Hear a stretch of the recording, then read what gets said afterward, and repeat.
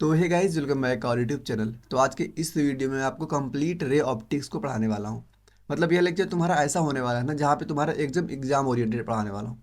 ऐसा नहीं कि कुछ भी पढ़ा दूँ भाई। जो एग्जाम में तुम्हारे पूछे जाएंगे वो चीज़ 100% इस लेक्चर में आपको देखने को मिलेंगे। पूरा फार्मूला, जो कोई क्वेश्चन मान लो पूरा फार्मूला बेस्ड आता है तो इससे बाहर नहीं आएगा।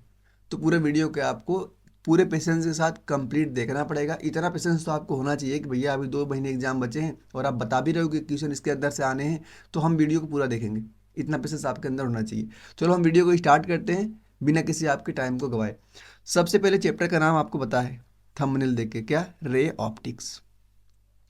तो नाम से तो ज़्यादा तुमको समझने की जरूरत है नहीं, इतना जानते हो कि भैया study of light is called ray optics. जहाँ पे हम लाइट की स्टडी करते हैं उसको हम क्या बोलते हैं? रे ऑप्टिक्स से बोलते हैं। ठीक है ना? तो रे ऑप्टिक्स का देखो, तुमको रिफ्लेक्शन पढ़ना है और रिफ्लेक्शन पढ़ना है, तो इसमें तुम आइडिया लगा लो कि भैया ज़्यादा इंपॉर्टेंट कौन है, क्योंकि अभी इंपॉर्टेंट के हिसाब से पढ़ाई करनी है आपको। समय वो गया कि तुम पूरा डिटेल में कर रहे हो, 8 घंटे का लेक्चर लगा रहे हो, कुछ नहीं उखड़ने वाला भाई उससे। तुम्हें क्या करना ना, अभी इम्पोर्टेंट के अकॉर्डिंग आपको पढ़ाई करनी। तो देखो, रिफ्लेक्शन और रिफ्रैक्शन में से ज़्यादा इंपॉर्टेंट तुम्हारा है रिफ्लेक्शन। क्या है? रिफ्रैक्शन। और रिफ्रैक्शन के अंदर भैया हम क्या क्या पढ़ते हैं? रिफ्रैक्शन के अंदर ही हम प्रिज्म पढ़ते हैं और लेंस पढ़ते हैं। प्रिज्म और लेंस से ज़्यादा क्वेश्चन आते हैं, पता है ना आपको। फिर हुआ रिफ्लेक्शन। रिफ्लेक्शन के अंदर आपको प्लेन मिरर को पढ़ना है। तो मैं कैसे स्टार्ट करूंगा, आपको पता हो ही गया होगा कि मैं इंपॉर्टेंट के अकॉर्डिंग स्टार्ट करूंगा। सबसे पहले हम पढ़ेंगे रिफ्रैक्शन को। किसको पढ़ेंगे? रिफ्रैक्शन। तो रिफ्रैक्शन की कंडीशन जान लेते हैं क्या होती है। इसकी जो कंडीशन होती है ना, सबसे पहले दो अलग अलग मीडियम होने चाहिए। मतलब कि अगर एक मीडियम एयर है, दूसरा मीडियम क्या होना चाहिए? या तो वाटर हो, ग्लास हो, कुछ भी हो, मतलब दूसरा मीडियम हमारा अलग होना चाहिए। क्लियर? एक मीडियम अगर हमारा एयर है, दूसरा मीडियम हमारा क्या? दूसरा अलग होना चाहिए। तो सबसे पहले देखो, जैसे यह तुम्हारी क्या होगी ना, जो ऐसे मैं दिखा रहा हूँ, यह तुम्हारी मान लो एक सरफेस है, यह तुम्हारी एक सरफेस है। इस सरफेस के अकॉर्डिंग ऊपर वाला मीडियम तुम्हारा अलग होगा और नीचे वाला मीडियम तुम्हारा अलग होगा। ठीक है ना? और जो मीडियम है उसको हम म्यू से दिखाएंगे। ये देखो, जैसे इसका बोल दिया है म्यू 1 और ये म्यू 2 है। अगर इसकी मैं नाम की बात करूं तो इसको हम बोलते हैं रिफ्रैक्टिव। क्या बोलते हो आप? Refractive index. क्या बोलते हो आप इसको? Refractive index. थोड़ा सा आपको नॉइज आ रही होगी बाहर की, उसको इग्नोर करना मेरी बात को, फिर भी मेरी आवाज़ तो जा ही रही होगी आपको क्लियर। अब देखो यहाँ पे मैं इसमें जो बताना चाहता हूँ ना उसको देखना।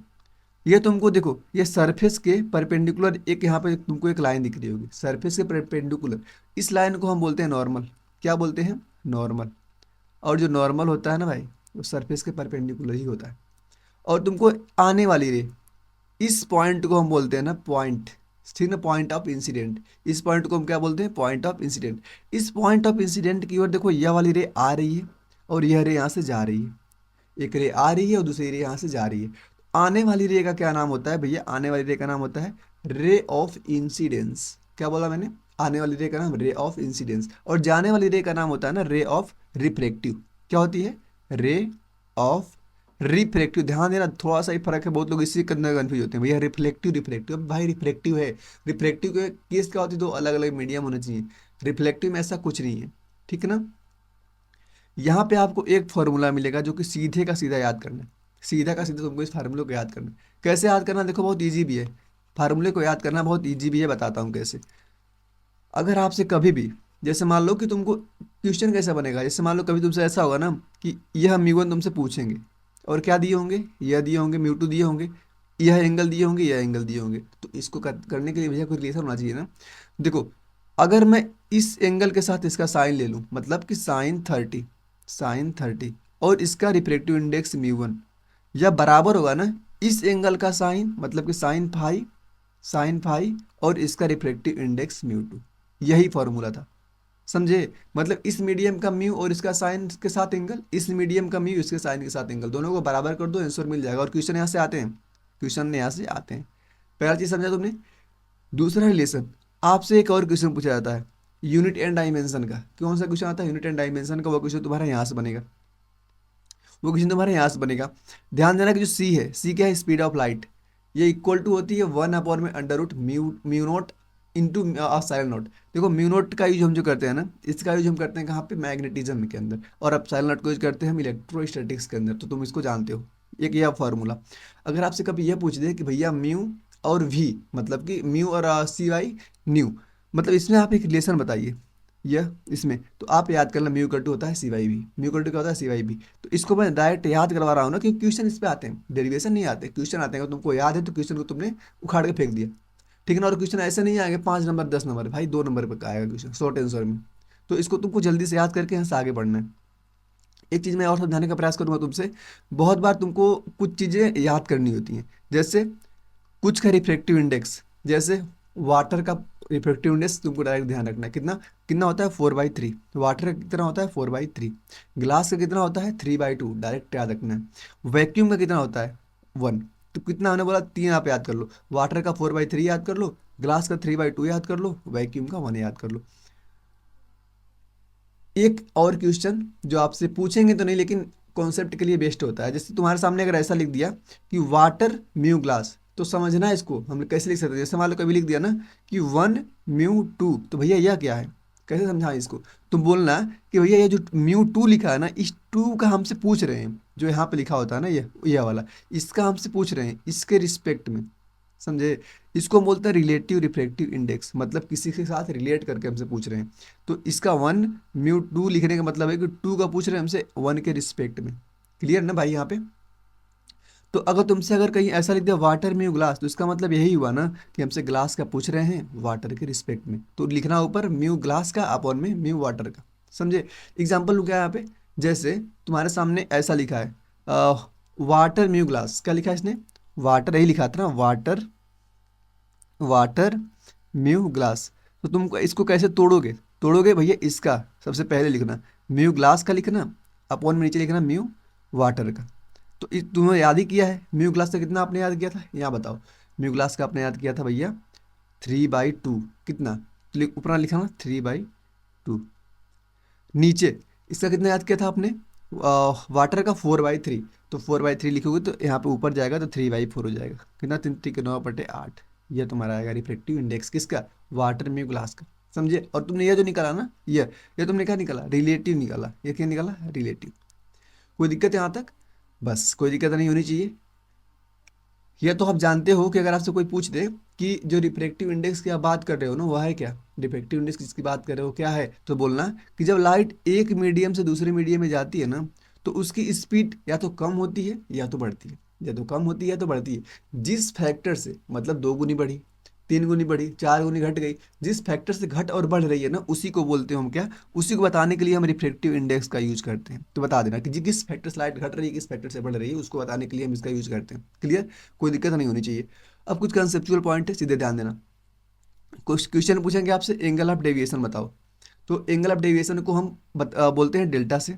वो होता है I-R। आई क्या है, angle of incidence, minus r क्या है, angle of angle of refractive ray. तो यह ठीक है ना। डेल्टा मतलब क्या है, एंगल ऑफ डेविएशन, कितना डेविएट हुई है, तो 1-R कर देना, सॉरी I-R कर देना। यह फार्मूला आपने कहाँ पढ़ा है, ये फार्मूला तुमने पढ़ा होगा wave wave theory class 11th में। क्या, V इक्वल टू होता है lambda f, V equal to होता है लेमडा एफ। लेमडा यहाँ पे क्या है, लेमडा वेव लेंथ, मैं लिख देता हूँ ताकि तुमको कोई दिक्कत ना हो। लेमडा यहाँ पे क्या है, यह है वेव लेंथ। और यहाँ पे जो तुमको यह दिख रही है एफ क्या है, फ्रीक्वेंसी। तो तुमसे अगर वी एफ लेमडा में रिलेशन पूछे तो तुम बता देना। अब देखो यहाँ से जो तुम्हारी दिख रही है ना, यहाँ से फ्रीक्वेंसी है, जो फ्रीक्वेंसी अगर हमने सोर्स को सेम रखा तो फ्रीक्वेंसी हमेशा सेम होती है। अगर फ्रीक्वेंसी को मैं कांस्टेंट मानूं तो वी जो दिख रही है लेमडा के डायरेक्टली प्रोपोर्शनल दिख रही है, समझ रहे हो। और जिसका लेमडा ज़्यादा होगा उसकी वेलोसिटी भी क्या होगी, ज़्यादा होगी। तो यहाँ से तुम इसको ध्यान दे सकते हो। क्लियर ना। यहाँ देखो लिख दिया नीचे इन्होंने कि फ्रीक्वेंसी यहाँ पे क्या है ना, अनचेंज है, फ्रीक्वेंसी अनचेंज। और फ्रीक्वेंसी का डायरेक्ट रिलेशन होता है किससे, कलर के साथ। फ्रीक्वेंसी का डायरेक्ट रिलेशन होता है कलर के साथ। तो फ्रीक्वेंसी अगर अनचेंज है तो कलर भी कैसी होगी, अनचेंज होगी। स्पीड तो बदलेगी, क्यों बदलेगी, क्योंकि स्पीड और वेवलेंथ अपन रिलेशन रखते हैं डायरेक्टली प्रोपोर्शनल का। वेवलेंथ भी यहाँ पे क्या होगी, चेंज होगी, क्योंकि डायरेक्टली प्रोपोर्शनल है। इंटेंसिटी भी यहाँ पे क्या होगी, इंटेंसिटी भी चेंज होगी, क्योंकि इंटेंसिटी और फ्रीक्वेंसी का कोई रिलेशन नहीं होता। क्लियर। चलो अब आते हैं अपने आगे। अब एक तुमको कॉन्सेप्ट यहाँ पे मिलेगा रिफ्लेक्शन के ही कॉन्सेप्ट पे, इसको आप बोलते हो अपरेंट डेप्थ। क्या बोलते हो, अपरेंट डेप्थ। मतलब कि हम जितना देखते हैं ना उतना हमको रियल में दिखाई नहीं देता। जैसे अगर मैं 1 रुपये का सिक्का पानी के अंदर गिरा दूं, तो तुम ऊपर से जैसे दिख रहे हो ना, तो जितना गहराई तुमको दिख रही है, जितनी तुमको डीपनेस दिख रही है ना, उतनी रियल में नहीं होती है। क्यों, क्योंकि वहाँ पे अलग फिनोमेना। जैसे पानी के अंदर गिरा है तो एक पानी वाटर मीडियम हो गया, तुम देख कहाँ से रहे हो, एयर में से, तो एयर और वाटर दोनों अलग अलग मीडियम हो गए, तो वहाँ पे तुमको एक फिनोमिना देखने को मिलेगा, नाम क्या है, रिफ्रैक्शन। ठीक है ना। और रिफ्रैक्शन जो ऐसा होता है जहाँ पे तुमको दिखती है वहाँ पे रियल में इमेज होती नहीं है, तो उसी को बोलते हैं जहाँ पे दिखती है वहाँ पे होती नहीं है, तो जहाँ पे दिख रही है मतलब रियल में नहीं है, उसको आप क्या बोलोगे, उसी को बोलते हो अपरेंट डेप्थ। कैसे देखते हैं, जैसे देखो यहाँ पे तुम्हारी आंख यहाँ पे किस मीडियम में, बाहर के एयर मीडियम में, हमने यहाँ पे एक ऑब्जेक्ट रखा है, क्या रखा है, ऑब्जेक्ट। और आपको पता है कि हमेशा जो रे होती है ना ऑब्जेक्ट से आती है हमारे आंख में, तभी हमको दिखाई देती है। जैसे अगर मैं मान लो इस रूम में कुछ देख रहा हूँ, फैन मेरे ऊपर फैन है, देख रहा हूँ उसको, तो उसकी कैसे मैं देख रहा हूँ, लाइट आई होगी तो फैन के ऊपर गिरी होगी, और फैन से लाइट रिफ्लेक्ट होकर मेरे आंख में आ रही तो मैं उसको देख रहा हूँ, यही फिनोमिना होता है ना। तो देखो हमेशा ऑब्जेक्ट से लाइट हमारी तरफ आती है, तो ये ऑब्जेक्ट से लाइट मान लो ऐसे ऐसे जा रही है, जा रही है, जा रही है, यहाँ तक आई, यहाँ तक जा रही है, जा रही, यहाँ तक आई। जैसे यहाँ पे आई तो इसको क्या दिखा कि मैं तो वाटर मीडियम से आ रही हूँ, लेकिन ऊपर का मीडियम दूसरा है, ऊपर का मीडियम एयर है। तो जब मीडियम चेंज करती है ना, तो वहाँ पे क्या होता है, लाइट की बेंडिंग होती है, या तो टुवर्ड्स द नॉर्मल या तो अवे द नॉर्मल। तो टुवर्ड्स और अवे का फिनोमेना तुम समझते होगे ना, कि जब हम डेंसर मीडियम, इस मीडियम को बोलते हैं डेंसर मीडियम, जब डेंसर मीडियम से हम रेयर मीडियम में जाते हैं, जब डेंसर मीडियम से हम रेयर मीडियम में जाते हैं तो नॉर्मल से दूर भागते हैं। कैसे नॉर्मल से दूर, तो हमको जाना तो यहाँ पे चाहिए था, कब, जब मीडियम सेम होता, लेकिन ये मीडियम अलग है, तो ये इतनी बेंड कर गई, कितनी, इतनी बेंड कर गई। और ये जो बेंड करके मेरे आँख में जा रही है ना, तो मुझे क्या लगेगा ना भाई, कि इसको पीछे बढ़ाऊंगा तो मुझे लगेगा इमेज यहाँ पे बन रही है, लेकिन इमेज यहाँ पे बनी नहीं रही, सॉरी इमेज मुझे यहाँ पे दिखाई देगी, लेकिन क्या ऑब्जेक्ट यहाँ पे नहीं, ऑब्जेक्ट यहाँ पे, समझे। तो यह जो ऊपर से हमको जो डेप्थ मिल रही है ना, यह इसी को बोलते हैं हम अपरेंट डेप्थ। क्या बोलते हैं इसको, अपरेंट डेप्थ। इसको निकालने का फॉर्मूला होता है, सब देख लो। जैसे देखो ये रही सरफेस, सरफेस से हमेशा मेजर करते हैं कोई चीज़ को, सरफेस से, सरफेस से यह जो ऑब्जेक्ट रखा हुआ है, सरफेस से ऑब्जेक्ट डिस्टेंस को बोलना डी ओ, डी ओ मतलब ऑब्जेक्ट डिस्टेंस। हमको यहाँ पे इमेज दिखाई दे रही है, तो सरफेस से मेजर करना है, यहाँ से यहाँ तक डिस्टेंस, ये तुमको डी आई दिखाई देगी। तुम दो चीज़ जान गए, डी ऑब्जेक्ट कहाँ से मेजर करते हैं हम, सरफेस से नीचे, डी इमेज कहाँ से, सरफेस से इमेज तक का, ये दोनों जान गए ना, बिल्कुल ईजी है। दूसरा चीज़ देखना, तुम याद करना, फॉर्मूला होता है डी इमेज अपॉन में d object equal to mu two upon में म्यू वन।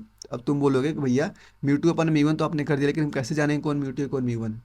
इसी को बताने के लिए मैं इतना इतना देर से प्रवचन दे रहा था, कि तुम देखो ये तो क्लियर होगा ना, कि जो रिफ्लेक्शन होगा वह ऑब्जेक्ट से गिर के हमारी आंखों तक आएगा।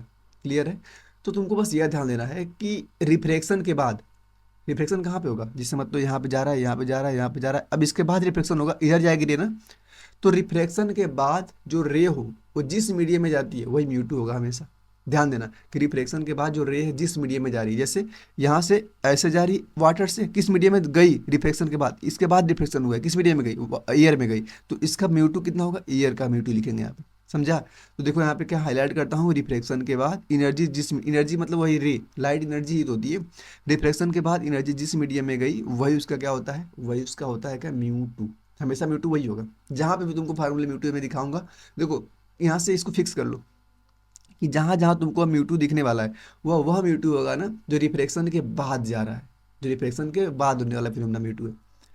और एक बात और, इस फार्मूले में देखो, फार्मूला बहुत इंपॉर्टेंट है, इसको हल्के मत लेना। अपरेंट डेप्थ का क्वेश्चन यहाँ से हुआ में निकल जाएगा, लेकिन ध्यान देना है कि जो यहाँ से आई इमेज और आई ऑब्जेक्ट जो हम यहाँ से मेजर करेंगे, हमेशा कहाँ से मेजर करेंगे, always from, measure from the कहाँ से, सरफेस के ऊपर से ना। जो ये डिस्टेंस ले रहे हैं हम, ये वाली डी आई और डी ओ और डी आई, हमेशा कहाँ से मेजर करेंगे, हम सरफेस के ऊपर से मेजर करेंगे। क्लियर। और यहाँ पे एक प्रॉब्लम आती है जो आपके बोर्ड में पूछे जाने की उम्मीद कम ही है, लेकिन जेई में नीट में पूछा जाता है, जिसको हम बोलते हैं बर्ड और फिश प्रॉब्लम।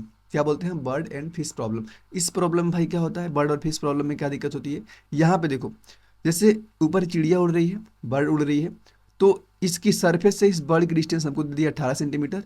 ऊपर म्यू वन, म्यू वन दे दिया, मतलब ऊपर क्या है, एयर होगी, ऊपर एयर होगी। और यह मीडियम हमारा वाटर का, वाटर का म्यू पता है आपको, पीछे रटवाया था मैंने, 4/3 होता। तो अब देखो सरफेस, अब यहाँ पे फिश है, फिश, फिश की डिस्टेंस सरफेस से कितनी, 8 सेंटीमीटर। अब इमेज कितना बनेगा ना, यह बताना है आपको, इमेज कितना बनेगा। तो भाई ठीक है, यहाँ से रे आई, इधर चली गई, म्यू टू तो क्लियर होगा, म्यू टू कितना है हमारा, रिफ्लेक्शन यहाँ पे हुआ, इधर म्यू टू तो क्लियर होगा, कितना है, 1 होगा, तो लिख लो तुम म्यू टू इक्वल टू 1। और म्यू वन यहाँ पे कितना हो जाएगा, 4/3। ये तो तुमको दो चीज़ पता चल गई। अब तुम क्या करोगे, जो जो स्टेप मैं यहाँ पे लिखा हूँ सेम वैसे ही आपको करना है। स्टेप में पढ़ता हूँ, ध्यान से देखो। चिड़िया को मछली कहाँ और कितनी दूर दिखाई देगी, क्वेश्चन है। चिड़िया अपने जीवन में मछली को कभी नहीं देख पाएगी, मछली को कभी वो देख नहीं रही, मछली की इमेज को देख रही है। चिड़िया मछली के इमेज को देख रही है, ये भी दूसरा स्टेप यह होगा। हिंदी में लिखने का रीजन है ना कि तुम दोबारा अगर पढ़ोगे तुमको याद आएगा चीज़। मछली की इमेज खुद बन जाएगी, मछली की इमेज मछली खुद बन जाएगी, मछली की जो इमेज बनेगी ना वो मछली बन जाएगी। तो इस कंडीशन में तुम क्या करोगे, इस कंडीशन में यह फार्मूला लगा के तुम क्या निकालोगे, डी आई अपॉन में d u equal to mu two one mu two. तो डी आई मछली की इमेज जो होगी आपकी 6 सेंटीमीटर पे आ जाएगी, कोई दिक्कत नहीं है।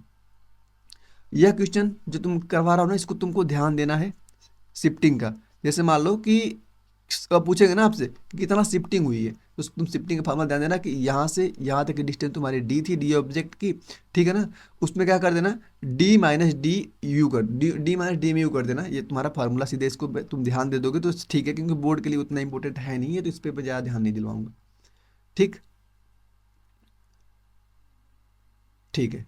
तो इसको आप स्किप कर सकते हो, इन दोनों फार्मूले को आप स्किप कर सकते हो, ठीक है ना। बोर्ड के दृष्टिकोण से जेई की अगर तैयारी कर रहे हो नीट की, तो आप इसको याद कर लो, कोई कठिन चीज़ नहीं है। क्योंकि बस यहाँ पे मीडियम इसने अलग अलग कर दिया और दोनों मीडियम की इसने डिस्टेंस भी इसने अलग अलग ले ली है। तो इस केस पे क्वेश्चन कैसे बन सकता है शिफ्टिंग का और अपरेंट का, ठीक है ना।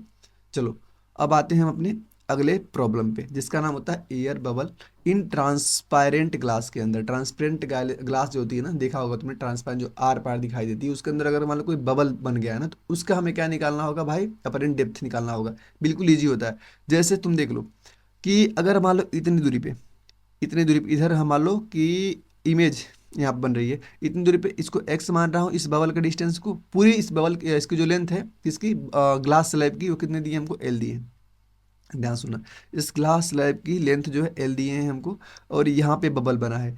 इस साइड से इसकी डिस्टेंस एक्स है, तो पूरी डिस्टेंस कितनी होगी, एल माइनस एक्स करेंगे तो ये बच जाएगी एल माइनस एक्स। अंदर का रिफ्रैक्टिव इंडेक्स हमको म्यू दिया गया है, और ये रहा इसका अपोजिट फेस। सिंपल सा फार्मूला लगाएंगे, कुछ नहीं करेंगे हम। एक बार इसका हम निकाल लेंगे क्या, एक बार इसका डी अपरेंट निकाल लेंगे, वही जो फार्मूला में लगाया था, डी अपरेंट अपन में डी अपन में म्यू। एक बार इसका अपरेंट निकाल लेंगे, डी ऊपर क्या रखेंगे, एक्स की जगह पे एल माइनस एक्स अपन में, फिर इन दोनों को बराबर कर देंगे, फिर इन दोनों को बराबर कर देंगे, आंसर हमारा आ जाएगा। बिल्कुल ईजी है ना, तो इसको तुम देख लेना। एक होता है काउची रिलेशन, सीधे ध्यान देना है। काउची रिलेशन जो आपका होता है वो mu equal to directly proportional to one by lambda, मतलब जिसका म्यू सबसे ज़्यादा उसकी लेमडा मतलब इक्विवेलेंट उसकी कम होगी। काउची रिलेशन चाहो तो ध्यान दे सकते हो। नॉर्मल शिफ्टिंग देखो, नॉर्मल शिफ्टिंग क्या होती है ना, तुम्हारे सामने यह रहा एक स्लैब, इसकी थिकनेस हमको दिए हैं टी, यह रहा पी क्यू आर एस, ठीक हो गया ना। इसके मिडिल से हमने यहाँ पे एक लाइन खींची।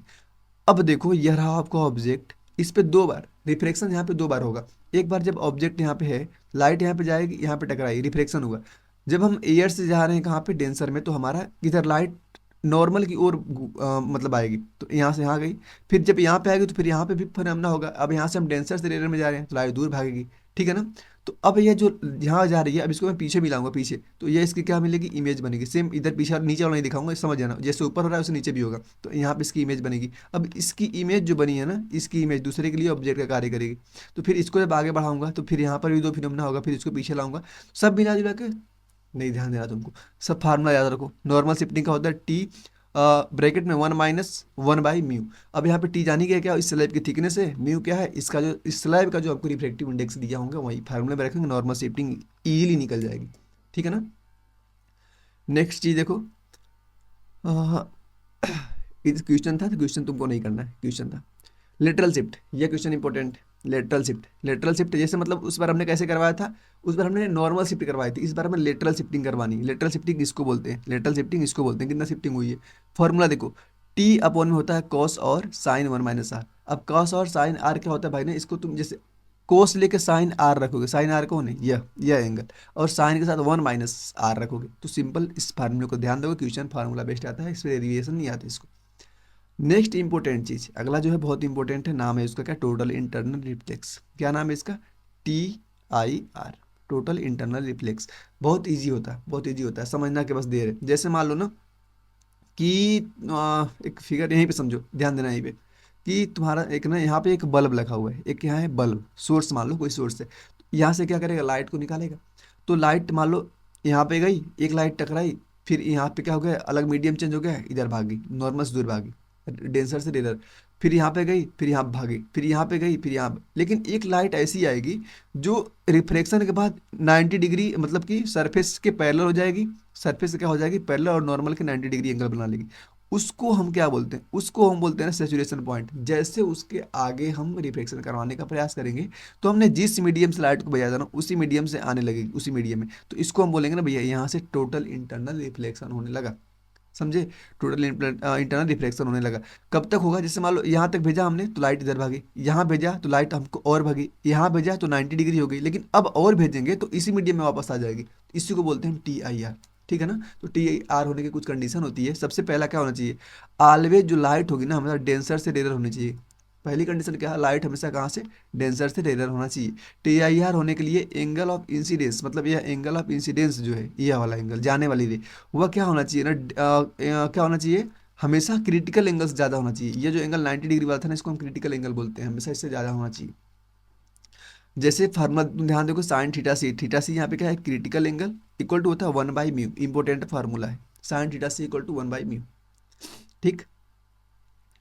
जैसे अभी तुमको यह चीज़ रटवाना पड़ता है ना, अभी ये चीज़ तुम रटते हो कि भैया साइन क्रिटिकल एंगल का दो फार्मूला होता है, μ2/μ1, λ1/में λ2, V1/v2। नहीं याद करना तुमको। जब भी तो कभी तुम्हें क्रिटिकल एंगल पूछेंगे ना, दो चीज़ दिए होंगे, जैसे मान लो एक 1 देंगे एक 2 देंगे, तो हमेशा तुम जो बड़ा वाला होगा ना 1 2 में से, उसको हमेशा तुम नीचे रखना, क्योंकि साइन की वैल्यू जो हमेशा होती है ना, हमेशा 1 से बड़ी ही होती है, सॉरी 1 से छोटी ही होती है। तो इस कंडीशन में हमने यहाँ पे क्या किया ना, कि हमेशा नीचे वाला क्या होगा, बड़ा होगा। ये नहीं ध्यान देना V2/μ1 क्या होता है, तुम ध्यान देना कि नीचे हमेशा बड़ा वैल्यू रखेंगे, नीचे हमेशा क्या रखेंगे, बड़ा वैल्यू रखेंगे, ऊपर में छोटा वैल्यू रखेंगे। क्लियर।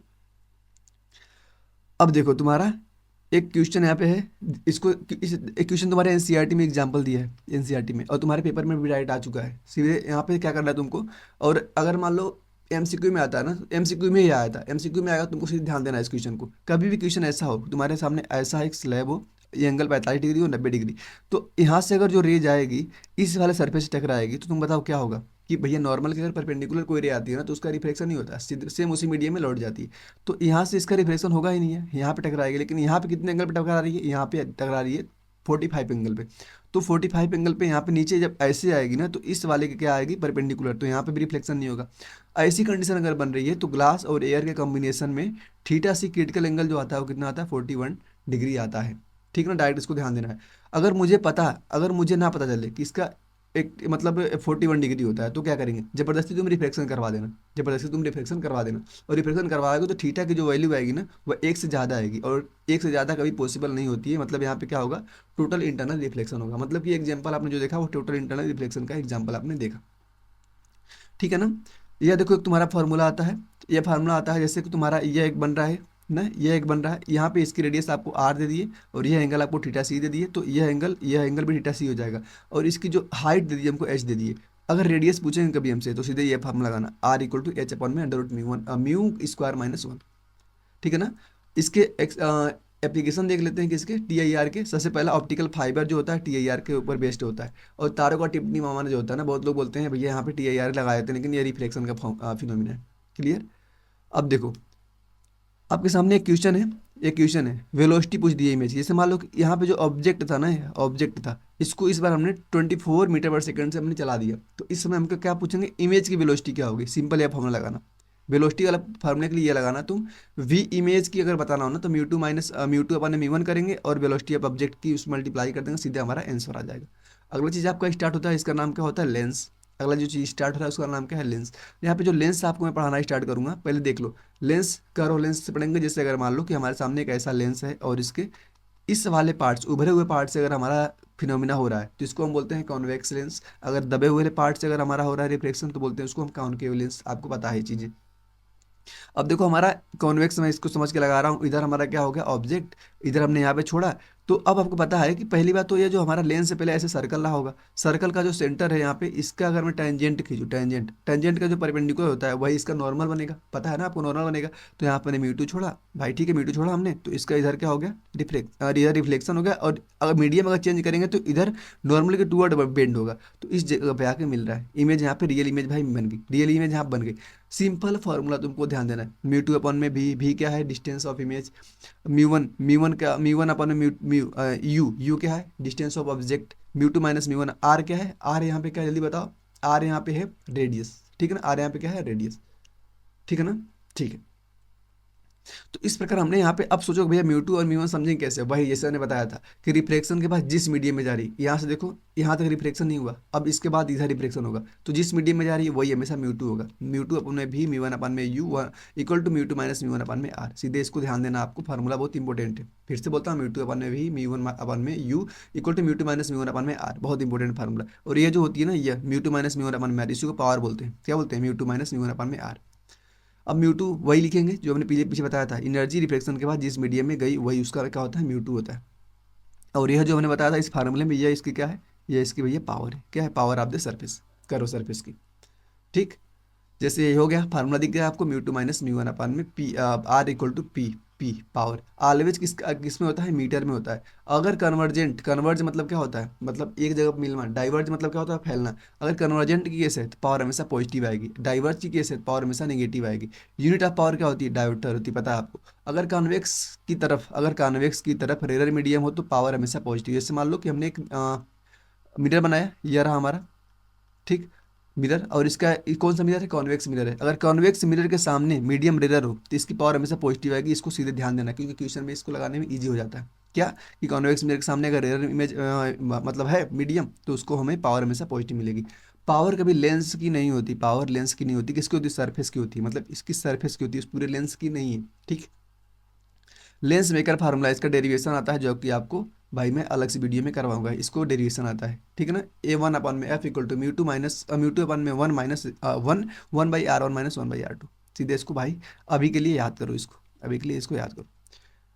इसी क्वेश्चन की मैं बात कर रहा हूँ, इसी क्वेश्चन की, जो वहाँ पे मैं पावर निकलवा करवाऊंगा। तुम्हारे सामने ये दो लेंस दिख रहे हैं ना, दो लेंस दिख रहे हैं, दोनों की यहाँ पे अंदर या जो दिया है ना, देखो ये बाहर म्यू दिया है इसका वन, म्यू वन दिया है वन, इसका म्यू टू दिया है मान लो वन बाई वन वन 1.5, इसका दिया 1.5, इसका वन, और बीच में एक और मीडियम है जिसका दिया 1.7। अगर हमें इसको पावर देखो, सबकी यहाँ पे आर दे दिया, 10 सेंटीमीटर 10 सेंटीमीटर 10, सबके सबके सर पे 10 सेंटीमीटर, कैसे लगाएंगे भैया, कैसे लगाएंगे?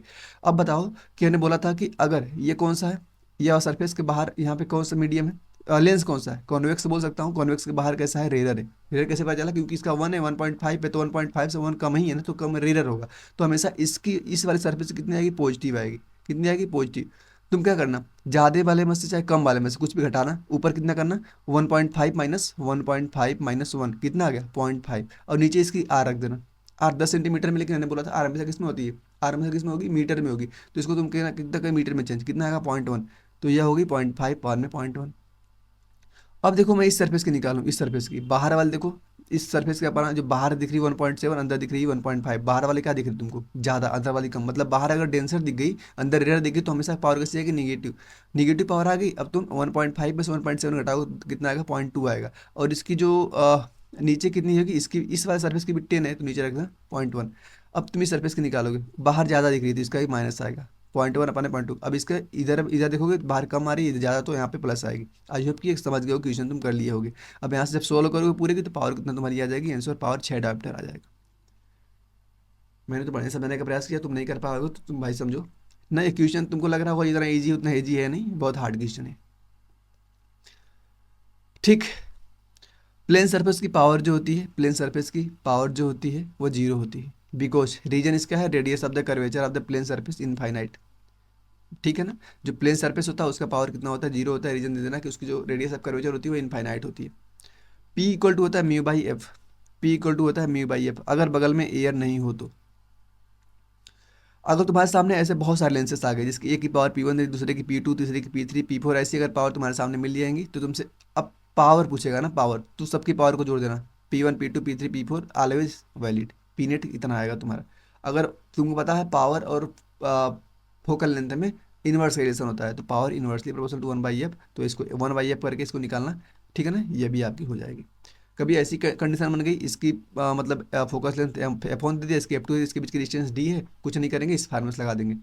1/में एफ नेट अपॉन में इक्वल टू 1/में F1 प्लस 1/में F2 माइनस D/में F1 F2। इस फार्मूले से उस क्वेश्चन को लगा। देखो क्वेश्चन करवा रहा हूँ, केसेस हैं, तो इसको तुम नहीं आ रही तो डरना मत यहाँ पे। ठीक है ना। अब देखो तुम्हारे सामने ऑब्जेक्ट, अगर ऑब्जेक्ट जो कहाँ पे है? इनफाइनाइट पे, या तो इमेज यहाँ पे कहाँ पे तुम्हारी बन रही है? एफ डिस्टेंस पे, तो इस फार्मूले को आपको पुट करना पड़ेगा। ठीक, और एक फार्मूला तुम्हारा ये रहा, एक फार्मूला ये रहा, ये सारे जो फार्मूला आ रहे हैं लेंस मेकर फार्मूले से निकल के आ रहे हैं। चाहो तो याद कर सकते हो, 1 अपॉन में F equal to mu two upon में mu M minus one, 1 upon में R1 माइनस 1 अपॉन में R2। अब सोचो कि यहाँ पे म्यू एल क्या है, म्यू ए क्या है, इसका लिक्विड अंदर यहाँ पे लिक्विड भरा हुआ है, ठीक। लेंस कटिंग, लेंस कटिंग के भी क्वेश्चन आते हैं तुम्हारे। लेंस कटिंग के, लेंस को अगर हम कट, जैसे मान लो पहले इसकी पावर पी थी, पहले इसकी, तो वही मैं लेंस कटिंग की बात कर रहा था कि अगर इससे मान लो तुम पहले इस, ये तुमको जो लेंस दिख रहा है उसकी पावर कितना दिया है, पी दिया है। अगर इसकी पावर अगर पी दिया हुआ है तो हमने बताया था कि जो पावर होती है ना सरफेस की होती है, तो इसकी पी/2 होगी और इसकी पी/2 होगी। तो तुम ऐसे करके इसकी तुम निकाल सकते हो, याद नहीं करना है ना, सिंपल तुम फार्मूला लगाओगे तो यह लग जाएगा, याद नहीं करना था लेंस कटिंग। अलग अलग केसेस हैं, जैसे अगर हम इसको, अगर लेंस की पावर पी थी, अगर हम ऐसे ऐसे काटते हैं तो ऐसे बढ़ता है पी/2 पी/2। अगर ऐसे मैंने पहले क्या किया, ऐसे काट दिया इस प्रकार से, तो यह पी/2 और यह पी/2 कितना हो गया, पी हो गया, और यह पी/2 और यह पी/2 कितना होगा, पी हो गया। तो इजी ऐसे ऐसे इसका होता है, बस इसको ध्यान दो तुम। और ये जो केसेस अलग अलग बन रही हैं ये तुम्हारे बोर्ड के लिए इंपॉर्टेंट नहीं है, तो घबराना मत इसको लेके, ठीक है ना। Next lens formula, lens formula आप जानते हो इसको, 1/v अपॉन में minus 1/u equal to 1/f होता है। बिल्कुल ईजी, इसको तुमको बताने की मुझे आवश्यकता नहीं पड़नी चाहिए थी। ट्रांसवर्स, ट्रांसवर्स मतलब कि अगर तुमको m निकालना है ना, मैग्नीफाइंग पावर, तो होता है किसके लिए, लेंस के लिए, वो होता है f अपॉन में f प्लस u, या तो hi अपॉन में ho, मतलब हाइट ऑफ इमेज अपॉन में हाइट ऑफ ऑब्जेक्ट भी करके निकालते हैं, v अपॉन में u भी होता है, f माइनस v अपॉन में f। तो इसको तुम याद कर लेना क्योंकि यहाँ से क्वेश्चन आते हैं। अब देखो यहाँ पे लेंस डिस्प्लेसमेंट निकालना हो तुमसे, लेंस डिस्प्लेसमेंट तो होता है h object equal to HI1 plus HI2 under root में। ये भी फार्मूला तुमको याद है तो क्वेश्चन तुमको बनाने में आसानी होगी। न्यूटन्स फार्मूला नहीं पूछते तुमसे, लेकिन अगर चाहो तो ध्यान दे सकते हो, क्या पता एग्जाम में MCQ में आ सकते हैं। न्यूटन्स फार्मूला क्या होता है, x distance object distance image equal to होता है फोकस लेंथ, फोकल लेंथ का स्क्वायर, ठीक है ना। अब यहाँ पे हम क्या कर रहे हैं ना कि ऑब्जेक्ट को हम ऐसे 1 2 3 4 ऑब्जेक्ट लिए, इसको चला दिए, तो इसका इमेज कुछ इस प्रकार बनता है, इसको तुम ध्यान देना बस, और कुछ नहीं। अब देखो ऑप्टिकल इंस्ट्रूमेंट में कितने हैं, सिंपल पढ़ना है, कंपाउंड टेलीस्कोप, आई डिफेक्ट हमारे सिलेबस में है नहीं, तो सिंपल कंपाउंड टेलीस्कोप, इसको मैं डिटेल में बस नहीं इसका फार्मूला बताऊंगा, इसकी जो डेरिवेशंस आती है ना उसको मैं अलग वीडियो में पढ़ाने वाला हूँ, क्योंकि यहाँ पे वीडियो बहुत लंबी हो जाएगी तो तुम खींच नहीं पाओगे इतना देर तक, ठीक है ना। लेकिन है इंपॉर्टेंट, मैं करवाऊंगा जरूर, इसको तुम टेंशन मत लेना। सबसे पहले देखो सिंपल की बात हम करते हैं ना। जो सिंपल माइक्रोस्कोप होता है उसमें देखो तुम्हारी जो इमेज बनती है कैसी बनती है, इरेक्ट बनती है, मैग्नीफाइड होती है, वर्चुअल होती है, और सेम साइड बनती है, जिधर इमेज होता है, जिधर ऑब्जेक्ट होता है उधर इमेज बनती है। क्लियर ना। अगर इसकी मैं एंगुलर मैग्निफिकेशन की बात करूँ, मैग्नीफाइंग पावर की, तो वो होती है D/U। कैसी होती है, कितनी होती है, D/U। अगर वो जो D/U हमने बनाया है वो अगर इनफाइनाइट फॉर्म हो रही है तो उस कंडीशन में U इक्वल टू एफ हो जाता है, U इक्वल टू क्या हो जाता है, F हो जाता है। तो फार्मूला आता है हमारा D equal to M equal to D/F, इसके जगह पे क्या हो गया, F हो गया। कंडीशन कब, जब इनफाइनाइट बन रही, अगर ये 25 सेंटीमीटर बनेगी ना तो तुम्हारा फार्मूला आता है U equal to FD upon में F प्लस D। ये फार्मूला मैक्सिमम अगर निकालनी हो तो M equal to 1 plus D/F, सीधे फार्मूला आपको मैं यहाँ पे बताना प्रयास कर रहा हूँ। दूसरी तुम्हारी क्या, कंपाउंड माइक्रोस्कोप, दूसरी क्या है कंपाउंड माइक्रोस्कोप। इसमें देखो कंडीशन क्या होती है, रियल बनती है इमेज, इन्वर्टेड बनती है और इनलार्ज बनती है। ओके। अब यहाँ पे देखो फार्मूला यहाँ पे क्या होता है, M object equal to V/U, F upon में F plus U, F minus V upon में F।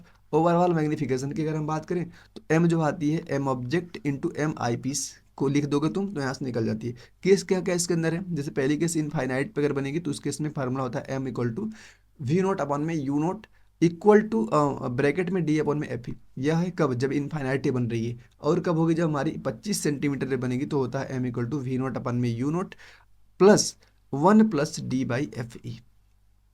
Clear. Tube length in a compound microscope, tube length, ठीक। ट्यूब लेंथ की अगर हम बात करें तो वो कैसे फार्मूला निकालते हैं, रिलैक्स आई के लिए M इक्वल टू होता है माइनस DL अपॉन में F0 अपॉन में FE, ठीक। यहाँ पे जो साइन है यहाँ पे माइनस शो करता है कि फाइनल इमेज कैसी होगी, इन्वर्टेड होगी। टेलीस्कोप की अगर हम रिजॉल्विंग पावर की हम बात करें, टेलीस्कोप की रिजॉल्विंग पावर की हम बात करें तो वह होती है आपकी कितनी, जल्दी बता दो। जब फाइनल इमेज 25 सेंटीमीटर बनाता है तो यह इसकी आती है क्या, L इक्वल टू F0 अपन में UE आता है और U इक्वल टू होता है DFE अपन में FE प्लस D। अब पढ़ेंगे हम प्रिज्म को, ठीक। किसको पढ़ेंगे, ट्यूबलेंथ का देखो फार्मूला यहाँ पे था। प्रिज्म को पढ़ना स्टार्ट करेंगे, इंपॉर्टेंट सेक्शन है। पहली बात कि जिन दो सरफेस के बीच में हम रिफ्लेक्शन करवा रहे हैं ना, उनके दोनों के बीच का जो एंगल होता है वही एंगल ऑफ प्रिज्म कहलाता है। जैसे हमने देखो यहाँ पे यह सरफेस, इस सरफेस और इस सरफेस के बीच रिफ्लेक्शन करवा रहे हैं तो इसके बीच का जो एंगल है ना, ये क्या कहलाता है, angle of reference, angle of क्या कहलाता है, जल्दी बताओ, एंगल ऑफ प्रिज्म कहलाता है। और वो जो डेल्टा नेट दिख रहा है, ये डेल्टा नेट जो दिख रहा है ये क्या होता है भैया, या इसकी फार्मूला में ध्यान देना, आई प्लस ई माइनस आर। आई क्या हो गया, एंगल ऑफ इंसिडेंट, ई क्या हो गया, एंगल ऑफ इमरजेंस, ये एंगल ऑफ इमरजेंस, ठीक है ना, एंगल ऑफ इमरजेंस। ये क्या हो गया, ये प्रिज्म एंगल। फार्मूला सीधे ध्यान देना, एंगल ऑफ डेविएशन को पूछता है। इसमें केस बनती है, केस क्या बनती है, अगर अगर यहाँ पे देखो क्या हो जाए, मिनिमम डेविएशन, सबसे कम डेविएशन की केस क्या होती है, सबसे पहले आई, उसी फार्मूले में जो फार्मूला तुमने ऊपर पढ़ा उसमें आई इक्वल टू ई हो जाएगा, R1 इक्वल टू R2 हो जाएगा, ए इक्वल टू 2R हो जाएगा। डेल्टा मिनिमम कितना आ जाएगा उस कंडीशन में, 2i माइनस ए। सीधे फार्मूला ध्यान देना है, ये एक फार्मूला होता है मोस्ट इंपोर्टेंट फार्मूला, इसको ध्यान देना है। Mu equal to sine a plus delta mean by 2 upon में साइन ए बाई 2, ये फार्मूला बहुत इंपॉर्टेंट, ठीक है। At the time of minimum deviation, the refracted ray in a prism because the parallel to the base of the prism। Condition तुमको ऐसे दिख रही है, क्लियर। अगर मान लो आई जितने से आ रही है, यहाँ से आई जा रही है, मतलब कि बोल रहे हैं ना कि at the time of minimum, जो मिनिमम डेविएशन होता है वो reflected ray in the prism become parallel हो जाती है नीचे वाली की, इस वाले बेस वाली लाइन की कैसे हो जाती है, पैरेलल हो जाती है, यही बोल रहे हैं। तो ऐसी अगर कंडीशन दिख जाए तो समझ जाना कि भैया मिनिमम डेविएशन की केस है, क्लियर। थिन प्रिज्म की अगर हम बात करें, थिन प्रिज्म के लिए फार्मूला तुम्हें लगाना, delta equal to mu minus 1 upon में ए। म्यू क्या है, म्यू हमको दिया होगा, ठीक है ना। तो यही हमने बताया। जनरल फार्मूला क्या था प्रिज्म का, आई प्लस ई माइनस ए, जनरल फार्मूला। मिनिमम की कंडीशन क्या थी, 2i माइनस ए। यह कब से, जब थिन प्रिज्म था, म्यू माइनस 1 इंटू ए। सब जान गए हो तुम। डिस्पर्जन, और डिस्पर्जन बताना हो तो तुमको पहले ही बताया था मैंने, काउची प्रिंसिपल, जो म्यू होता है लेमडा की इनवर्सली प्रोपोर्शनल होता है। विबग्योर हम जानते हैं, विबग्योर जो होती है हमारी विजुअल लाइट, जब हम लेफ्ट से राइट जाते हैं तो हमारा लेमडा बढ़ता है। लेमडा बढ़ेगा तो उस कंडीशन में हम बोलेंगे कि रेड का लेमडा ज़्यादा होगा, और यहाँ पे जब लेमडा रेड का ज़्यादा होगा तो म्यू क्या होगा, कम होगा। पढ़ा हमने ना। तो जिसका म्यू कम उसका डेविएशन कम होगा, जिसका म्यू कम होगा उसका डेविएशन क्या होगा, कम होगा। पैरामीटर, पैरामीटर में जैसे हम देखेंगे एंगुलर डिस्पर्जन, जैसे इसको थीटा बोलते हैं, क्या मिड मीन डेविएशन जिसको डेल्टा मीन बोलते हैं, डिस्पर्जन पावर जिसको हम क्या बोलते हैं, ओमेगा बोलते हैं। थीटा जो हमारा होगा, थीटा वो होता है mu v minus mu r into a. Mu v क्या है, वी वायलेट वाले का म्यू, और आर क्या है, रेड वाले का म्यू। डेल्टा मीन होता है lambda v plus lambda r by 2। Omega क्या होता है, delta mu v minus mu r upon में म्यू वाई माइनस 1। चाहो तो ध्यान दे सकते हो, उतना भी इंपॉर्टेंट नहीं, ठीक। अब पढ़ेंगे हम लास्ट आपका जो मिरर, ठीक। मिरर, मिरर के अंदर लेंस फार्मूला क्यों पढ़ रहे हैं, ये था लेंस फार्मूला सॉरी, रिलेट कर रहे हैं ना मिरर को लेंस से। तो लेंस का फॉर्मूला ने पढ़ा था, one by v minus 1/u equal to 1/f पढ़ा था हमने। ये पढ़ा था हमने, चाहिए अपन में h m equal to v by u, ये भी पढ़ा था हमने।